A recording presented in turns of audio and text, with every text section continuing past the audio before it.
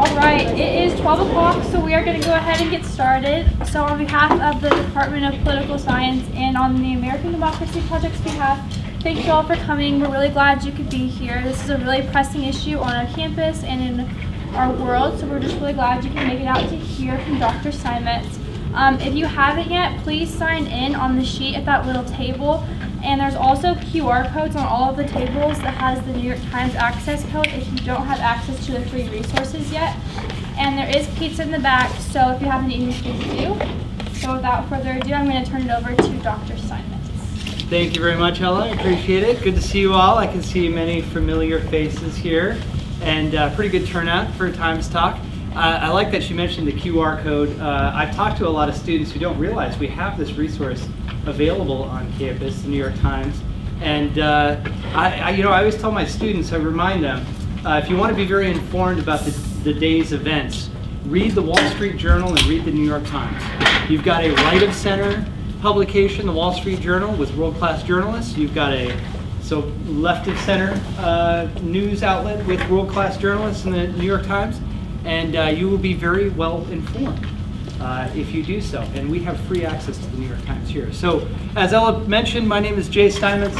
I am a professor of political science here at Fort Hays State University. I've been here since 2018. And I'll tell you a little bit about my original research, my first book, which came out of my dissertation, because it's pertinent to the topic that I want to discuss today. My first book, I looked a lot at protests and activism and free speech issues in the early American film industry. In particular, I spent a lot of time looking at protests around Hollywood's first blockbuster film from the year 1915. Does anyone know what movie I'm talking about? Birth of a Nation. The Birth of a Nation, directed by D.W. Griffith, which was a 3-hour silent epic that extolled the virtues of the Ku Klux Klan, which were the heroes, and demonized various black characters that were actually mostly white actors in blackface. And that movie did a kind of roadshow tour of America, which was common in the silent era at that time. So it would go from one city to another, engendering both controversy, protest, and high ticket receipts. And those things went hand in hand. The more controversial the movie, often the more it was sold out. There's a long history of Birth of a Nation in the state of Kansas. Kansas had a censorship board at that time, details of which are outlined in a really excellent book called Banned in Kansas by an author named Gerald Butters. You can get that at the Hays Public Library, and I think there's a copy here at Forsyth as well. So I looked at the protest movement around that and the issue of free speech that animated it. And you may think that the issue of free speech would be the protesters out on the street or in the movie theaters, in some cases starting fights, letting off stink bombs, other things that were part of the protest. But that is not the issue of free speech that I looked at. The issue of free speech were not the protesters of Birth of a Nation. The issue of free speech was the call of the filmmaker D.W. Griffith and others who supported the film that movies should be protected by the First Amendment and should be given free speech rights. That was a battle within the development of American cinema that really begins before 1915, but 1915 is a watershed year, not just for the release of D.W. Griffith's Birth of a Nation, but for the first U.S. Supreme Court case to deal with film free speech. And that Supreme Court case is called Mutual v. Ohio from 1915. And that case ruled unanimously that film is not protected by the First Amendment, that movies are an economic product, pure and simple, were the words used in the majority decision. And so therefore, censorship is allowed. Political censorship is constitutional when it comes to motion pictures and film. And it essentially sanctioned the constitutionality of various state censorship boards, and in some cases city censorship boards as well. Memphis and Chicago had film censorship at the municipal level. This struggle culminates into the 1952 Supreme Court decision, Wilson v. Bernstein, which ruled that indeed motion pictures are protected by the First Amendment and are speech. And so that's a little bit of my book, my first book that I wrote, detailing some of the issues of that. And I looked at the ways in which, in particular, and this is where it becomes pertinent to the topic, the ways in which intolerance, nativism, xenophobia, and racism can be pursued and justified on the basis of our First Amendment free speech rights. So to what degree is intolerant speech protected by the First Amendment? I'll talk about the constitutionality of free speech here in a moment, and get some sort of precise standards that we've gotten from the courts, et cetera, et cetera. But that's the animating question here, is to what degree is hateful speech protected by the First Amendment? What constitutes hateful speech, okay? And under what conditions? That essentially was what I was looking at with regards to this racist film, Birth of a Nation, in 1915, and the calls to protect it with the First Amendment. So this is pertinent because we have a number of cases in the 21st century. We have gone a long way from Berkeley in the 1960s, when free speech was used to pursue political activism that dealt with the Vietnam War, the anti-war movement, and other so-called more left causes. We've come a long way. In our 21st century world, we have the issue of free speech on college campuses that cut across the political divide of right and left. And so I think it's an important topic to discuss. There are a couple of different directions that I want to take this. First, I want to talk about why free speech. Why should we value free speech? And look at some justifications for it. Next, I will look at the sort of line and standard that the courts have settled on in terms of what constitutes free speech and what does not. What is speech that is not protected by our Constitution, therefore that can be regulated, that can be censored, et cetera, et cetera. And then I'll talk more specifically about free speech on college campuses and universities enacting hate speech codes, whether or not those things are in violation of our First Amendment free speech rights, and the relationship between equal protection under the law, codified in the 14th Amendment, and our First Amendment free speech rights, and where those things might conflict. I want to mention too, this is actually a panel. This is not a long talk. This is only going to be about 15 minutes or so. And then we have a couple of panelists that are going to join me up here. And then we're going to basically just do a question and answer session. We're going to maybe answer some of the questions that I put forward here in this presentation, but we welcome and take any questions that any of you have as well that we can discuss. And I'll introduce them here in a moment after the talk. So why free speech? Well, there's three theories about why free speech that I want to throw out there. And the first is the public good theory. And that is that we value free speech, that free speech is important because the ultimate aim of free speech rights is the advancement of social or collective goods. Okay? It's a betterment of society. That's why we value free speech. This isn't really about any individual. It's not an individual right in this respect. It's a public good. It's a social good. It advances the betterment of our social community. The second theory of why we value free speech is the democracy theory. That is that free speech is a bedrock precondition for a functioning democracy. If you do not have free speech, you do not have democracy, so goes this theory. It is absolutely essential. It is what's a bedrock precondition, right? Meaning that it's foundational and it's required, the presence of it is required before we can actually have a democratic society. The third theory is the individual theory, and that is that speech is a core natural right of individuals. This is the more liberal theory, if you will, in the sense of comprehensive liberalism, in the sense of the notion that liberalism is about rights-based individuals, that we as individuals hold certain rights that cannot be infringed upon by political authority. So this is the liberal answer as to why we value free speech. It is a right. It is a natural right, endowed to us by being born, right? Liberalism has within it core assumptions about each and every human being born free, being born equal, being born with reason, and being born with rights. We are rights-based human beings in this respect. And so it's not about, in this conception, it's not about any advancement of any social good, any utilitarian theory about social betterment, whatever, et cetera, et cetera. And it's not about democracy as a system of governance. It is a natural right in this respect. What are some problems with these?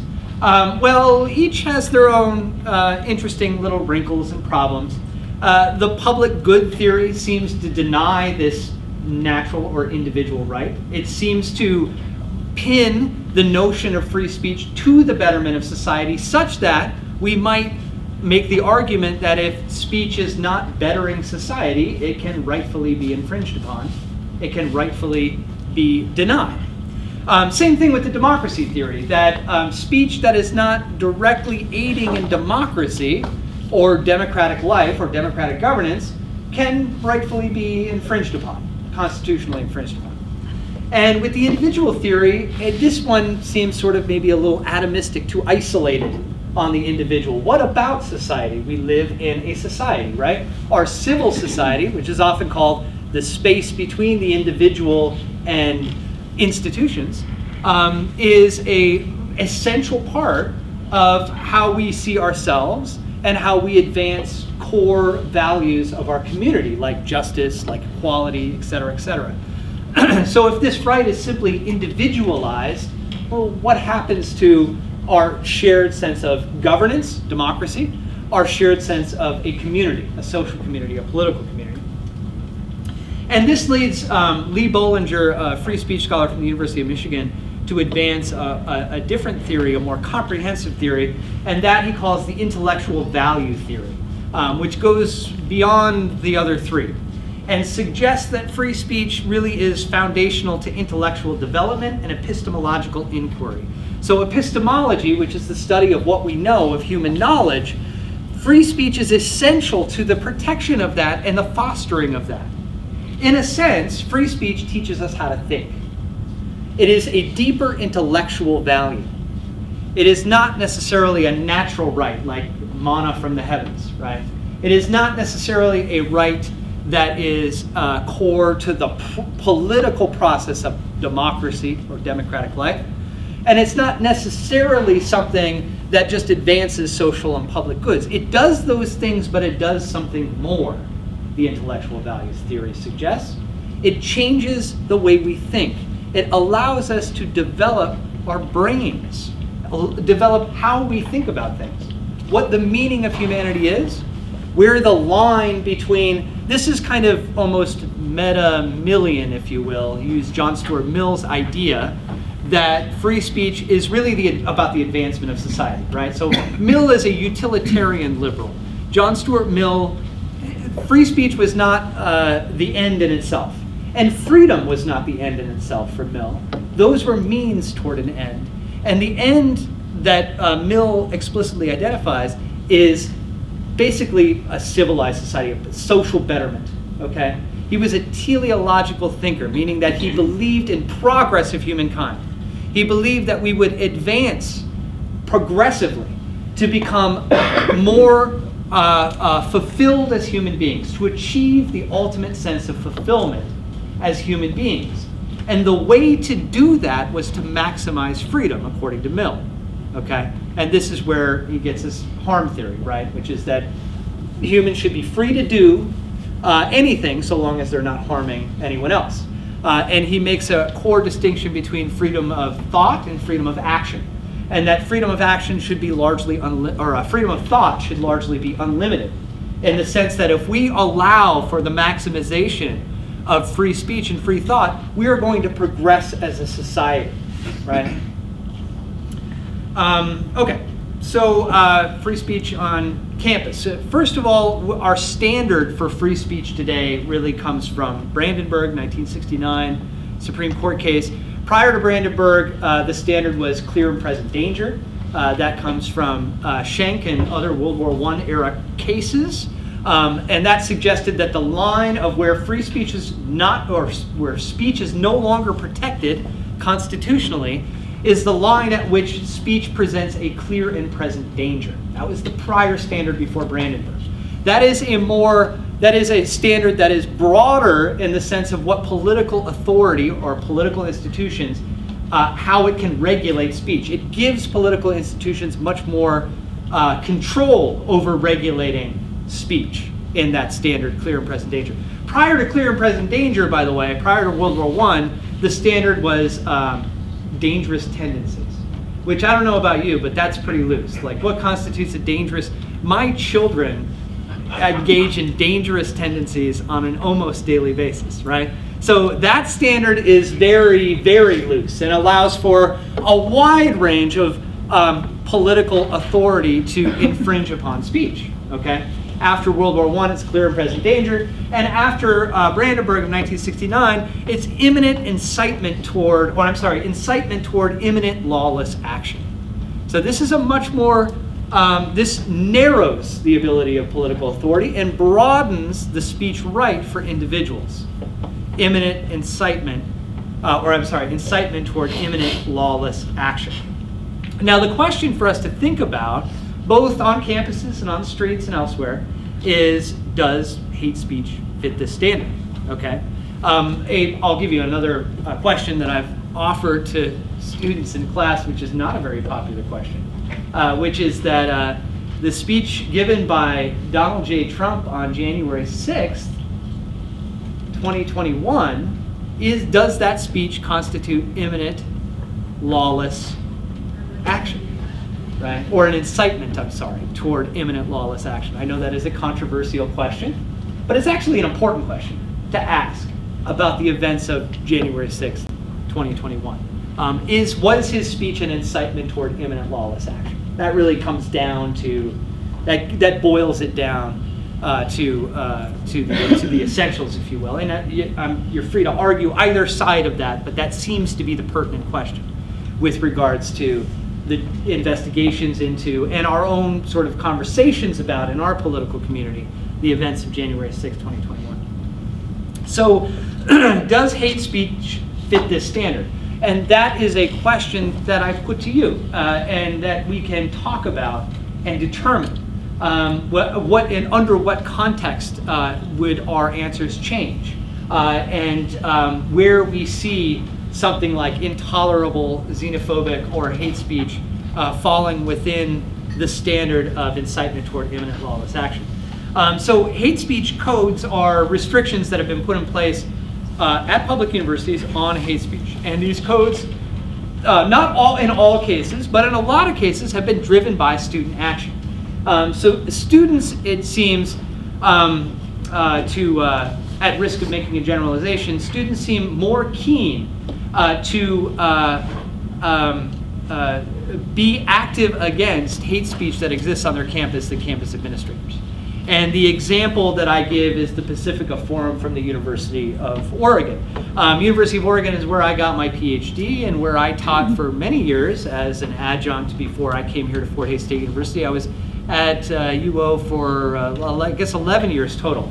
And I was there at the heart of the controversy over Pacifica Forum. Pacifica Forum was a lecture series group started by a former professor emeritus at the University of Oregon that brought a lecture series to campus. So talks given by a number of individuals. That sounds pretty innocent, but who came to campus for the Pacifica Forum? Neo-Nazis dressed in full Nazi regalia, Klansmen, people engaged in explicit hateful rhetoric. I went to all of these meetings. The first meetings were actually done, or the first talks rather, they were called. The first talks were done actually in classroom spaces, which created a real optics problem for the University of Oregon, because it looked like, I mean, you have Nazis in a classroom presenting a PowerPoint, and it looked like the University of Oregon were sanctioning these things, and that this was actually like an academic activity because it's in a traditional classroom. So they moved it out of the classroom, but then they made another poor choice, I suppose, how you argue it, but they made the choice of putting it in the student union, which of course, as you know, the student union is, if there's any space on campus that is the student space, it's the student union, right? And so you have, I saw neo-Nazis, giving Heil Hitler salutes to a room full of extremely irate University of Oregon students. And this was a controversy that lasted several years at the University of Oregon. If you know anything about the University of Oregon, it has a long history of being more of a kind of lefty, progressive, if you will, campus. But if you know anything about the state of Oregon, which tends to vote, on the left and vote for the Democratic Party, you know that there actually are lots of pretty hardcore right-wing groups in Oregon as well. Oregon has a long history of right-wing militias, neo-Nazis, Klansmen. In my own book, which goes into the 1920s in the Ku Klux Klan and its relationship to the movies, I found that Oregon was probably the most Klan-infected state in the 1920s. The Oregon legislature was completely dominated by the Ku Klux Klan. And so it has a long history of nativism, of xenophobia, of anti-Catholic sentiment. It was voted in the original Constitution that free blacks were excluded from settlement of Oregon. And so it has this deep history that belies some of its more kind of lefty progressive identity today. And these aren't just folks from Idaho coming to Oregon. I mean, this is up and down the I-5 corridor. There are these sorts of folks in Portland and in other cities in Oregon. So I got a firsthand look at this, and I was actually contracted by the Public Eye, which is a nonprofit organization in Boston, to write an article dealing with the Pacifica Forum and dealing with racism, anti-Semitism, and other forms of intolerance on the UO campus. So I kind of investigated a little deeply into this. I interviewed we're going to have Joe Bain here visiting us on panel. I interviewed the legal counsel for the University of Oregon. Essentially, at the end of the day, though, the University of Oregon held fast that as a public institution, they were required to protect speech, and that the speech of these individuals who were being brought to campus through the Pacifica Forum organization was speech that necessarily needed to be protected. And this was, as you could probably imagine, very unpopular with the student body at the University of Oregon, a lot more unpopular than the administration. And it pitted administration against the student body in a lot of ways. The protests were not just present at these talks. The protests spilled out into campus. The protests were directed directly at the president of the University of Oregon at that time, his office, the main administrative buildings. And it was a very vocal uprising. But at the end of the day, the University of Oregon and their position on the matter, which is that the protection of speech, even hateful speech, is an important part of a pluralistic society and a liberal society, was ultimately what held out. Now, in other college campuses, you may be familiar with the case of the name always escapes me, Giannis, who gave a Yiannopoulos. Yeah, Yiannopoulos. Okay, Giannis Yiannopoulos. Milo, thank you, Milo Yiannopoulos, who is a right-wing provocateur. Right-wing provocateur. What's that? Gay right-wing provocateur. A gay right-wing provocateur who he makes no real. He doesn't hide the fact that he's very much a troll, if you will, on the extreme right, and that he part of his mission is to engender a lot of blowback and a lot of anger directed at him. He was to speak at the University of California, Berkeley campus, and the Berkeley students, who are famously more progressive and lefty than the UO students in Eugene, Oregon, would have none of this, and it led to huge amount of protest. And there are other protests associated with right-wing culture voices like Jordan Peterson at Columbia University and other campuses and other voices. I didn't want to center on that too much because I did not want to insinuate that the issue of free speech on college campuses is just about right-wing provocateurs and more left-wing progressive students. I think the issue is more complicated than that, and the conversation is more complicated than that. But these are examples of things that have happened.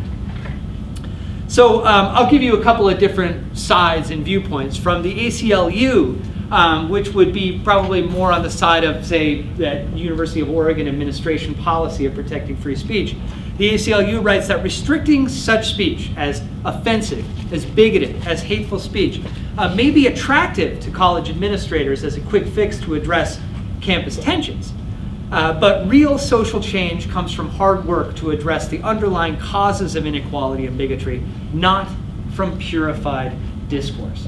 And I think this quote, aside from, I'm not sanctioning the ideas of the quote necessarily, but I wanted to put this quote to you all because I think in this lies a question. And the question really is the relationship between free speech, hateful speech, and social change.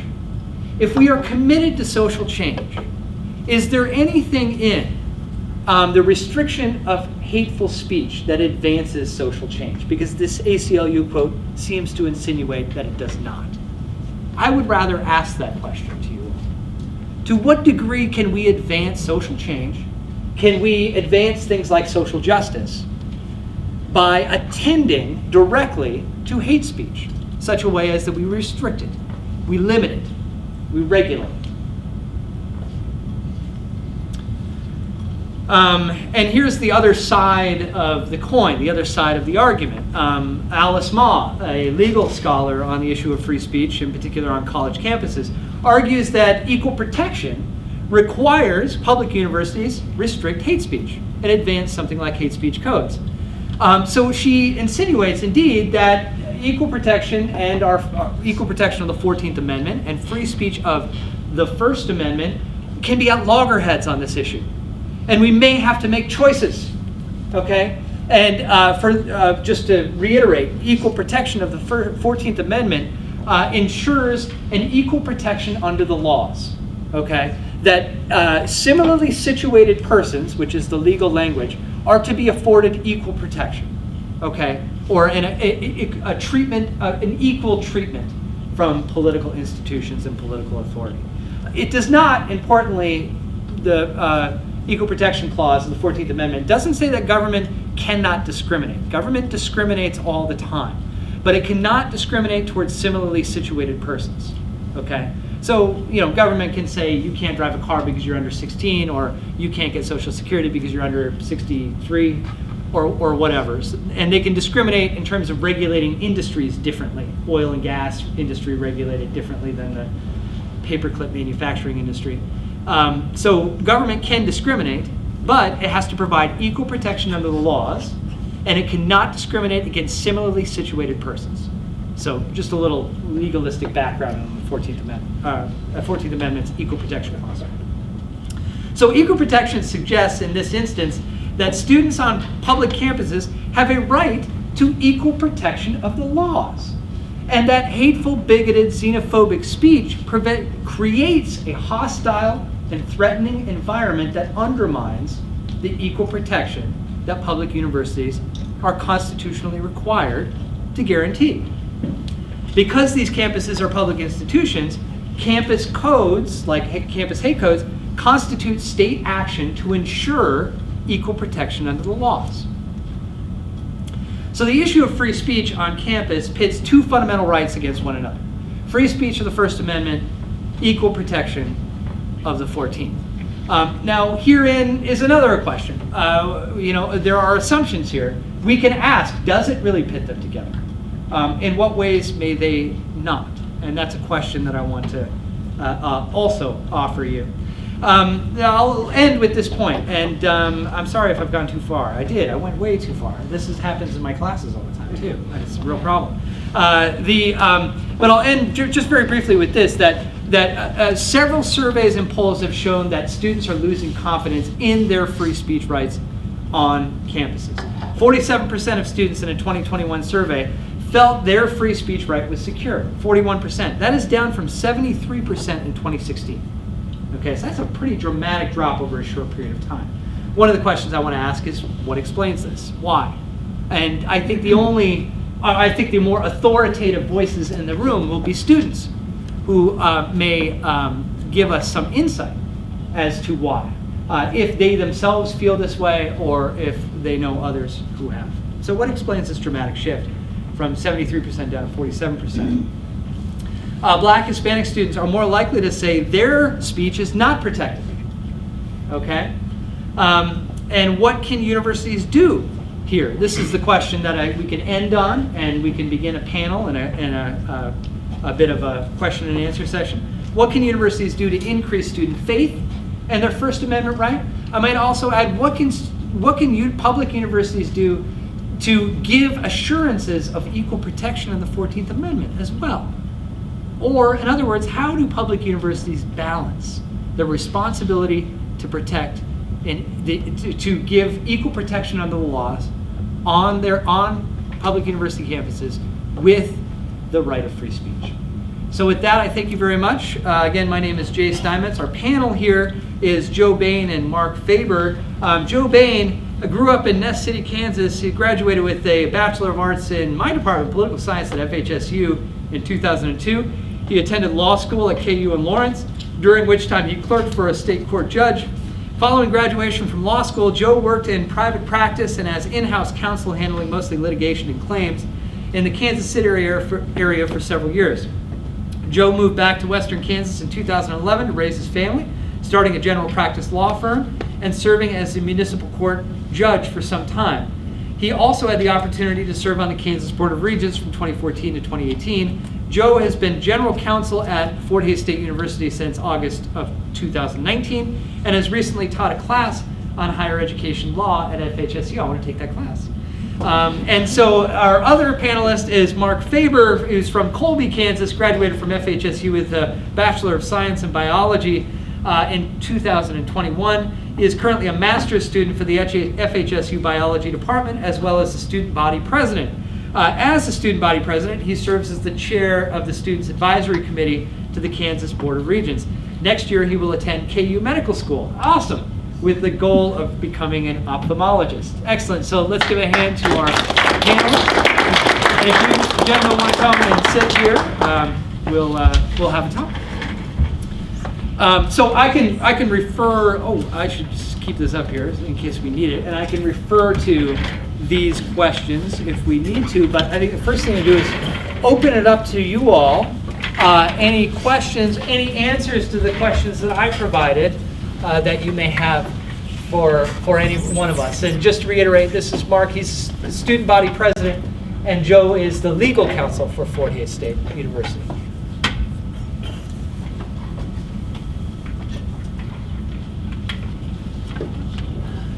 Okay, I'll make a comment I'd like a reaction to.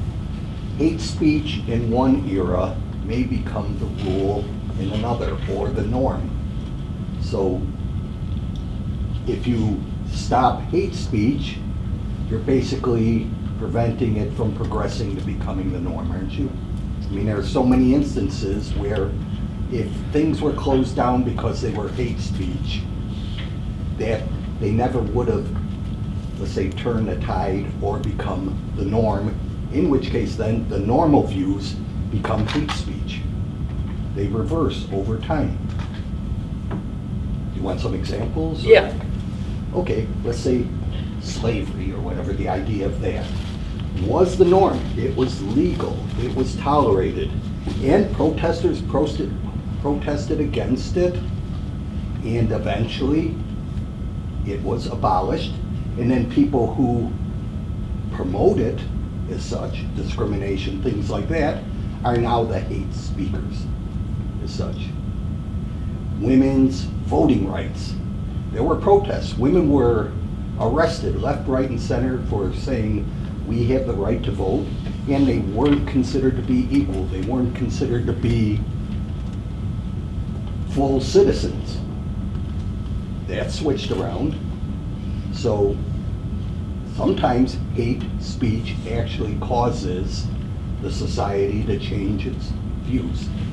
I'm giving extreme cases. Comments? Well, I can start. I think it's a good point. It speaks to, I think, the democracy value that Dr. Steinmetz mentioned. This idea that, it's pretty fundamental to our governing system to have these rights protected.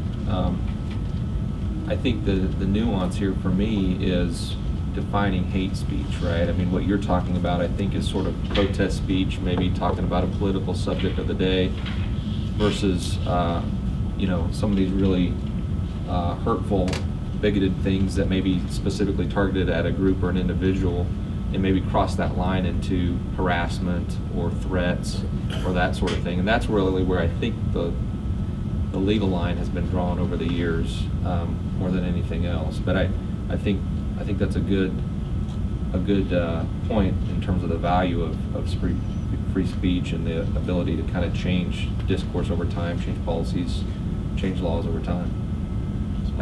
Yeah, I want to piggyback off that. I actually was looking up the definition of hate speech as he was talking, and it's abusive or threatening speech or writing that expresses prejudice against a particular group. That's just off of Google. But I think that's exactly where you start is, you know, what is the definition of hate speech? And then looking back on those things, was that actually hate speech or was that free speech that just was disliked? And I really liked the slide that said, you know, free speech doesn't mean speech that you really like, and it might be speech that's hard to listen to. And so I think what you're saying is important that we allow that, because just because it's not liked in one era doesn't mean it's not going to become the norm later. And so I think as long as it's not abusive or threatening speech, you know, it goes back to that inciting imminent lawlessness. I think as long as it's not doing that, you know, a particular group isn't threatened in that moment, it's important that we have that free speech, because it allows, I think from the student background, I can listen to somebody that I do not like what they're saying. I don't like their opinion, I don't agree with it, but I can listen to it, and by listening to it, I can put myself in their shoes and understand why they're thinking that. And once I do that, I then have a better understanding of where they're coming from, but I also have a better way of defending my own argument. And so I think it's really important that we do allow those sorts of speech, because it really allows people to understand how they should be thinking about things. Yeah, I couldn't have said it better, and I've talked so much already. But I would point out just historically that speaking abolitionists in antebellum America, it was indeed against the law in the southern states to advocate for abolitionism. And there were a number of violations of First Amendment, right of free press, right of assembly, right of petition, right of speech that were suppressed in the South when it came to the issue of slavery. But yeah, very well spoken. Any other? Yeah. Are there any students that want to ask a question before I do? I don't want to. Yeah. I was just wondering more specifically, what are some of like the policies on campus or like the things you guys or campus puts in place to help prevent hate speech while still promoting free speech like between students? That's a great question for Joe. Yeah, I can speak to that, and then I'd be interested in your take too, as in terms of the student code of conduct or policies and things. But yeah, so we're constantly looking at that balance, right? That same balance that we're talking about between free speech rights and, for example, Title IX. Title IX policies are all about discrimination based on sex, and that becomes a hostile environment in a workplace or in an educational environment if it crosses a line into what they define as, I think, severe, pervasive, objectively offensive statements. Those can cross that line into what's basically harassment. So we have harassment policies on campus, we have Title IX policies, we have discrimination policies, policy language around those things, but we always have to measure that against this principle of free speech, that we're not crossing a legal line there as well. But those are the key policies, I would say, are Title IX, harassment, discrimination policies, and then we've got student code of conduct that kind of ties into those pieces as well. We've just done a revamp of, I don't know if revamps, but some tweaks to a lot of our time, place, and manner policies on campus. And so these would be like your use of campus facilities, your use of computing devices on campus, campus posting policies. The Kansas Board of Regents issued kind of an initiative to say everyone needs to, all the campuses under their jurisdiction need to review their policies to make sure that they're up to snuff when it comes to the First Amendment. And so we looked at those and tweaked those from the standpoint of freedom of expression. not major substantive changes, but kind of highlighting and elevating free speech within those policies. But one of the ones that we looked at too was the Title IX and sexual harassment policy as part of that, making sure that it's not only consistent with the new Title IX rules, but the new Title IX rules were very specific about it had to be compliant with free speech principles as well, and so we looked at that and updated that. So those are the key policies though. Okay. So I would piggyback off that again. The student government I know has legislation in place that follows the exact same, I guess, laws, school policy that that we have to follow. Say if like I were to use speech that really discriminates against a certain group, then people could bring that up. That would then go to student affairs, and I could get kicked out of office because of that. I think the biggest thing, kind of like with everything I'll probably hit on every single time I talk, is just making sure you know the definition between free speech and the hate speech. Because as long as you're not, being abusive or threatening, you're not inciting that you're going to have lawlessness, then, you're allowed to have a radical opinion, and that's okay. Even if people don't want to listen to it, that's fine, as long as you're not crossing that line. And I think in our legislation, it's very well laid out of when that line is crossed, and then what you do from that point on. I'll just add as well, great question. I'll just add as well, when you said time, place, and manner, those are characteristics to determine whether or not free speech is restricted. So, the example in jurisprudence is that that political institutions can restrict speech that otherwise should be protected, not by censoring directly, but by limiting time, place, and manner. So the local anarcho-communist primitivist chapter of Hays, Kansas can file a petition to protest against capitalism in Hays, but the city of Hays may say, you can only do it in this alleyway at 3 o'clock in the morning. That would be restricting time, place, and manner, right?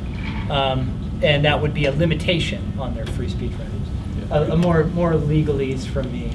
Yeah, Could you just quickly reiterate, what is the key characteristic that makes it hate speech? Is it how the person reacts to it? No, so again, it depends on the circumstances of the hate speech, or what someone's qualifying as hate speech. So you're going to get the lawyer answer of it depends on what hate speech is, right?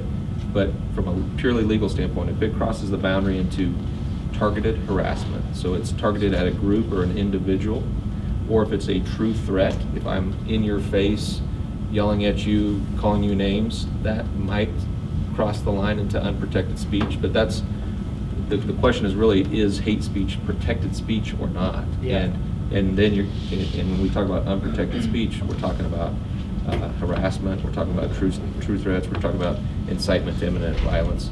Yeah, which those are clear It cases. seems vague and subjective, I'm sorry. It does. I think in the starting point, you emphasize this in your definition. A starting point is hate speech is directed at specific groups, directed at specific people, racial and ethnic groups, or other specific identities.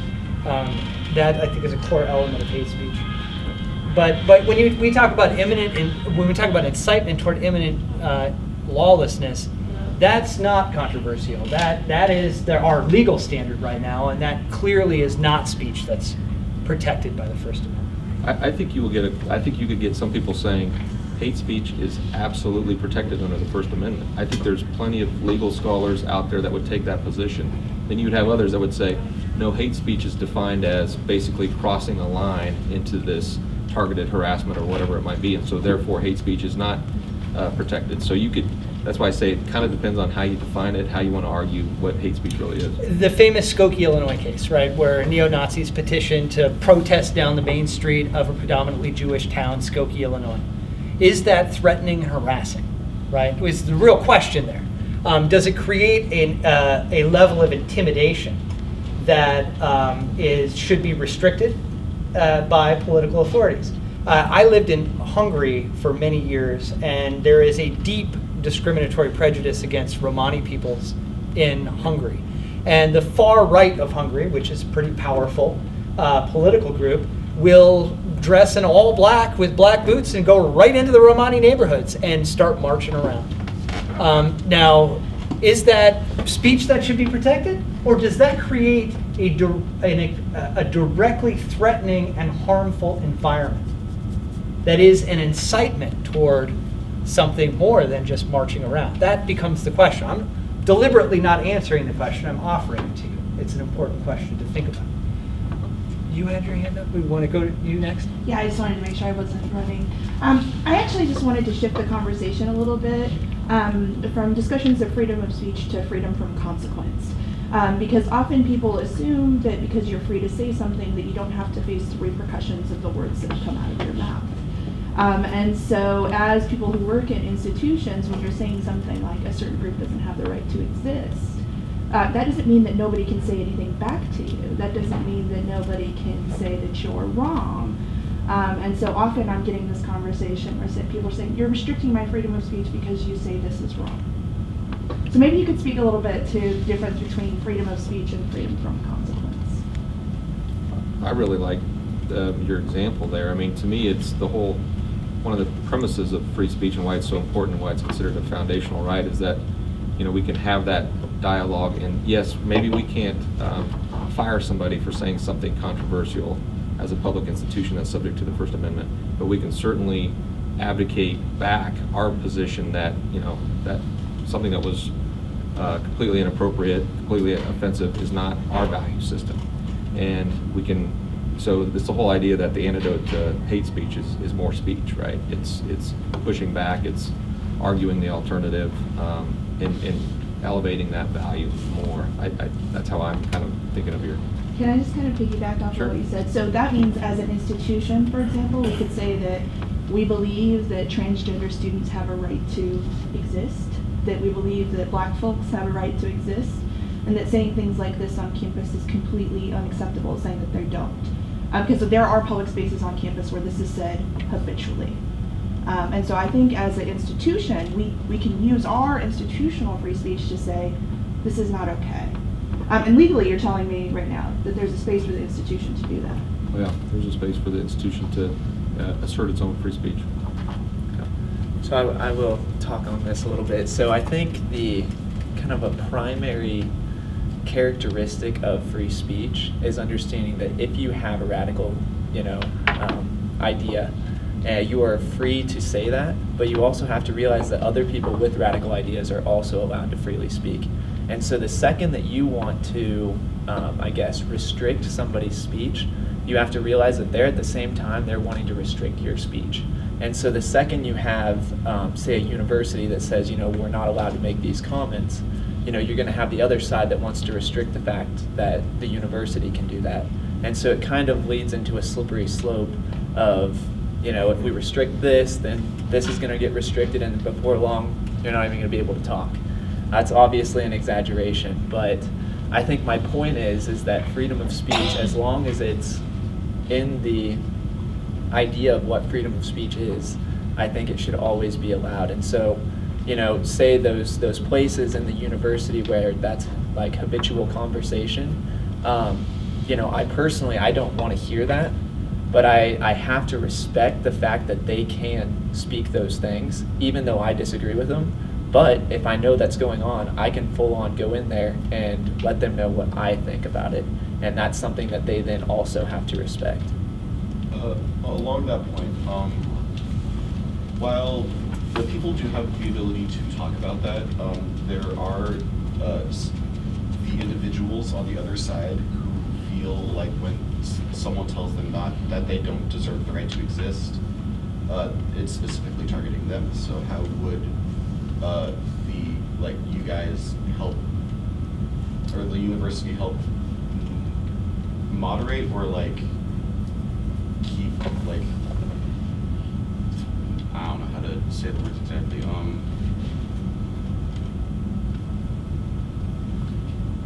Enable still being able to say your opinion about that, but without creating a harmful situation to students who are on those minorities who are being targeted against. Or maybe in a legal conception, protecting the 14th Amendment's responsibility of equal protection under the laws. your words remind me of Frederick Douglass's enduring speech, What to a Slave is the 4th of July, in which he says, I'm not going to come up here and try to argue that a black person is a human being. And I think that you bring up an excellent point, which is that we're not free, we should not be free from consequences. Now, one of the problems is that as a public institutions are much more limited in what they can do in the responses of their consequences, unlike private institutions. I get this question all the time from students, like, why can Twitter or Facebook ban people? Well, they're private institutions. They are not beholden to the First Amendment free speech. You can say Saturn is made of cheese in a Walmart, and Walmart will kick you out. They don't have to. It's like your free speech doesn't matter. It's a private institution. But public institutions are much more limited in the consequences they can bring about. But I do believe that consequences are an important aspect, and there are too many people who, under the cloak of free speech, advance hateful rhetoric that is harassing, that can be considered a violation of our responsibility of equal protection under the laws, et cetera, et cetera. So, and that, I think, that's the important conversation to have. You had your hand up. Yeah, I was just going to ask how that plays out in the whole scheme of things. So having that 14th Amendment right, but also having that free speech right.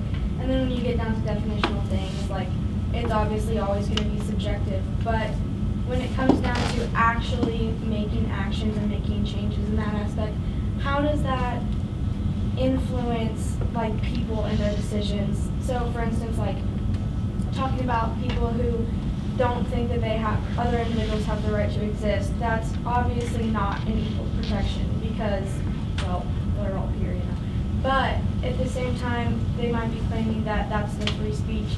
So how is it that hate speech can change that and split it up into those two different categories? That's a good question. Trying to articulate what's in my mind on this. So I think the comment about somebody saying this person doesn't have the right to exist as an example, I would hope that if that was directed at an individual, that could cross the line. It would depend on some circumstances, but that could cross that line into unprotected speech, in which case I would hope that the university would provide support for that individual. There's a mechanism for reporting compliance issues and concerns. There's a mechanism for providing support services to those individuals. There's a mechanism for us to respond with our own value system that we were talking about in terms of the values of diversity and different viewpoints and everything else. And so I would say protecting the First Amendment is part of that value system as well, but I would think those are all good ways that the university can respond by providing those support for those individuals, providing a mechanism for making compliance complaints, concerns voiced and resolving them in a way that's consistent with the law. But that's part of what we need to be doing as an institution, I think. I also have another question to kind of follow up. With the 14th Amendment for the equal protections, when was that a thing? When did that get put into place? Was it in the shadows of the Civil War? So the 14th Amendment was ratified in 1867 or 1868. First offered in 1867 to Congress. And the 14th Amendment is actually the most complicated of our constitutional amendments. It's got 5 sections. It's the longest. It defines citizenship for the first time in the Constitution. It guarantees a broad base of civil rights and liberties to all Americans, black no less than white, women no less than men, et cetera, et cetera. So there's a lot in there, but it also incorporates the states into the Bill of Rights. This is called incorporation. So it essentially limits state governments from infringing upon the Bill of Rights laid out, or any rights laid out in our Constitution as well. That's called incorporation. So there's a lot of elements to it.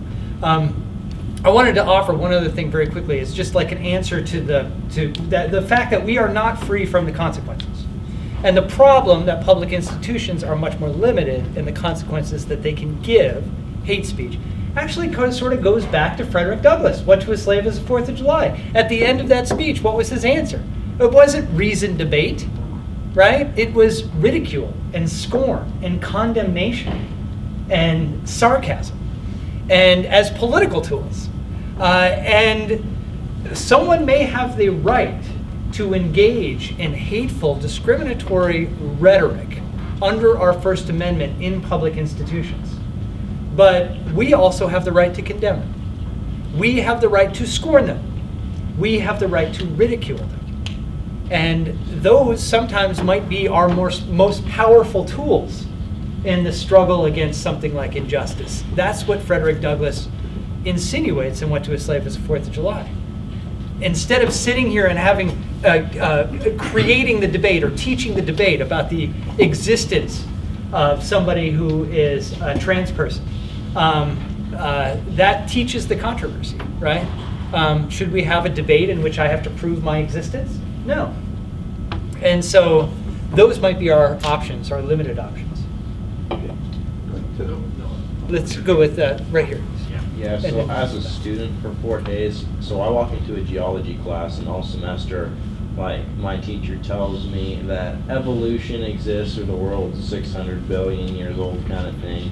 And I guess then my point, then she asked for questions at the end of this hour and 30-minute lecture, and I say, and I don't want to say that, well, I just think the Earth is 6,000 years old and, you know, it was made in 7 days kind of thing because of that consequence of I'm going to get docked the grade, or on the final, you know, it says evolution instead of, you know, this intelligent design or the Christian thought of this. How do I have I lose confidence in my free speech because I have to write down on the paper according to the theory of evolution. It's this way when, you know, that's not what I believe, that's not what I was taught, but the teacher kind of dictates my speech in the classroom.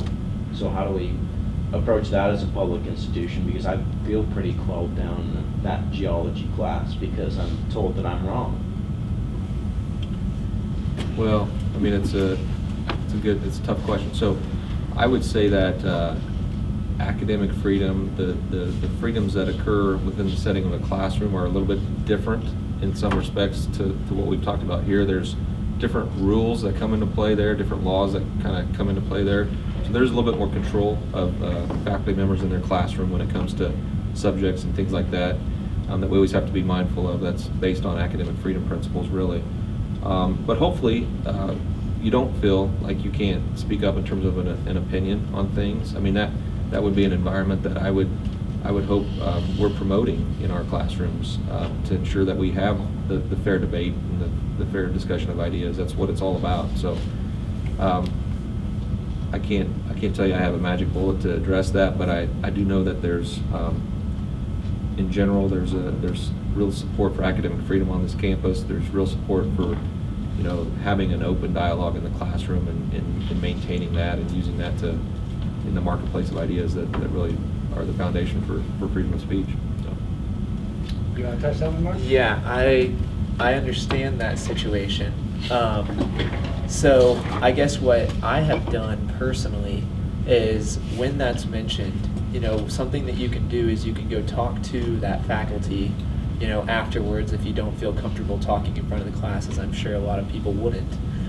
You can talk to them and say, you know, this is the opinion that I have, and it doesn't correlate with the opinion that you have. Is there any chance that you could say, like, this is, you know, this is what is being taught in this class? It's not necessarily fact or fiction. And faculty are very, very welcoming to conversation like that. From what I've had, I can't say for sure who you have or anything, but I think Fort Hays is really good about having faculty that are really open to listening to students if they have differing opinions. And I guess as a professor, I would say as well that professors should not be bringing about negative consequences to a student because they express an opinion in class.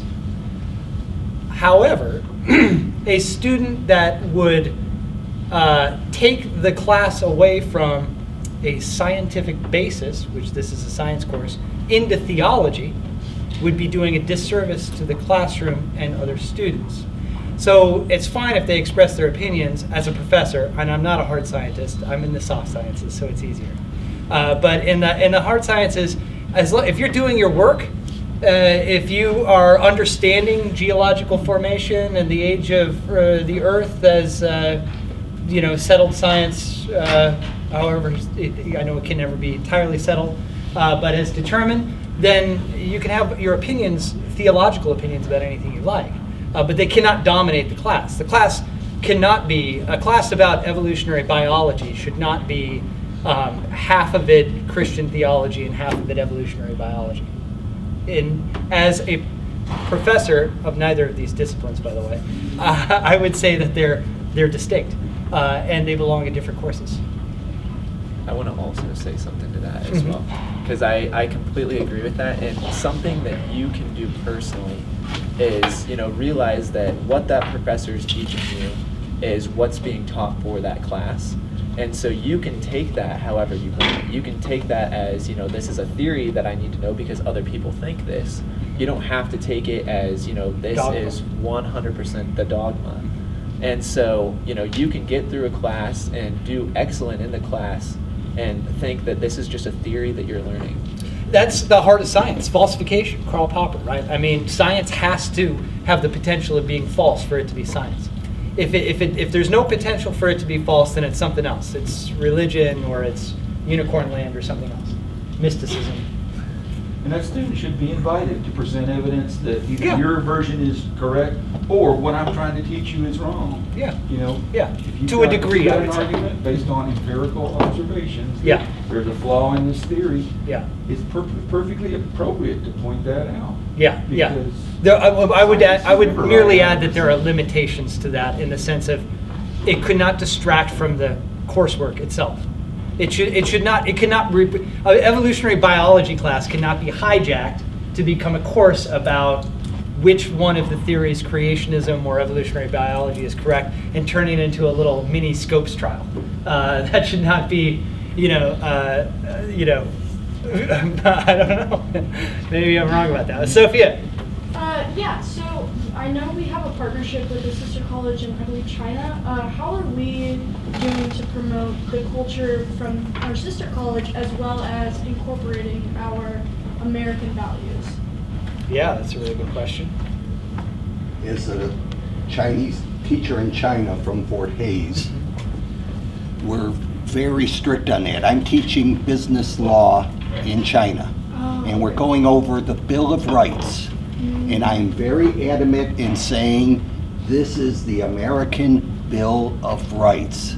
If you are in America, these are the rules. And when we give freedom of speech, we say what are freedoms according to the American Constitution, and we say in America. Now in China, no freedom of speech. Absolutely. So we know, but I make sure that we follow the rules in China. I'm not promoting our rights here, which personally I believe in, but I am there.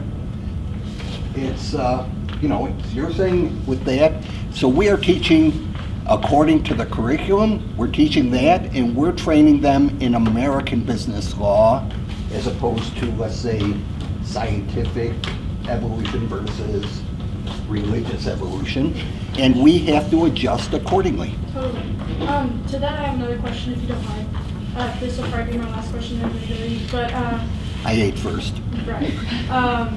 How are we promoting cross-culture teaching with a university that is very adamant about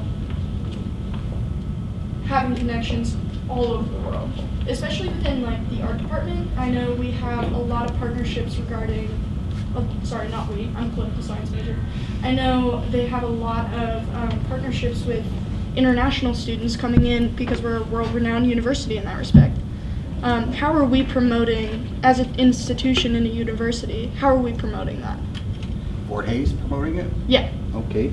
We're doing a lot of extracurricular things. We're continuing with things like that. I personally show movies, have discussion groups, do things like that above and beyond.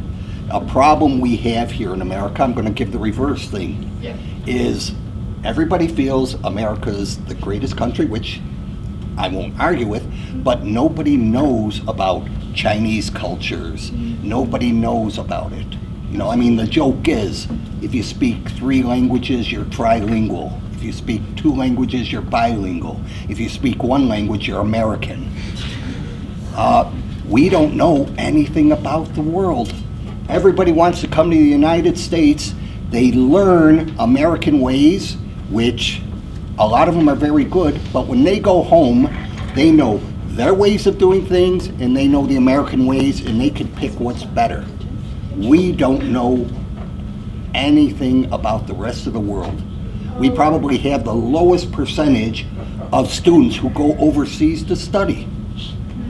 I'm sure people here wouldn't even consider, might go for a semester. What about the financial means regarding, say, Studying overseas? studying abroad when you have to have a job on campus, work study? Wait, financial? excellent question. I had a choice. I could have gone to the Harvard Business School many, many years ago, $100,000 a year for that.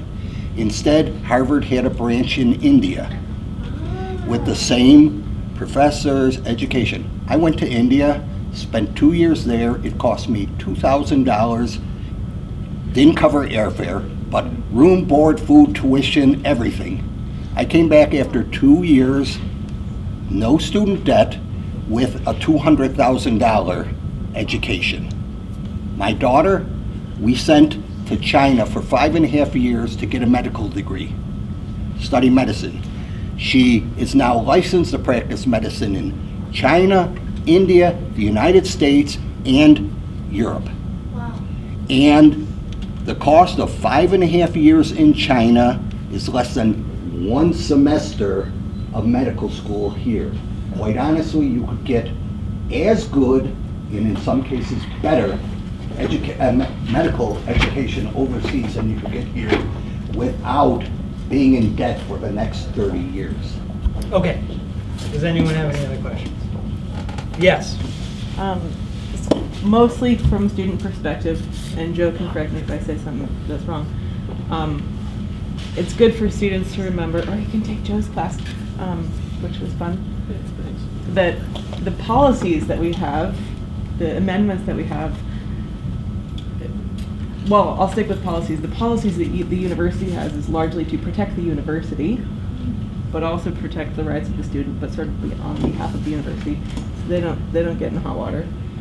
So, from your perspective, how do you think that we could hold the university accountable for really promoting what we do want to believe is in our culture, and things we do want to promote outside of this is what we're legally obligated to do and support, but holding them accountable for really supporting the culture of free speech and anti-discrimination and all this other stuff?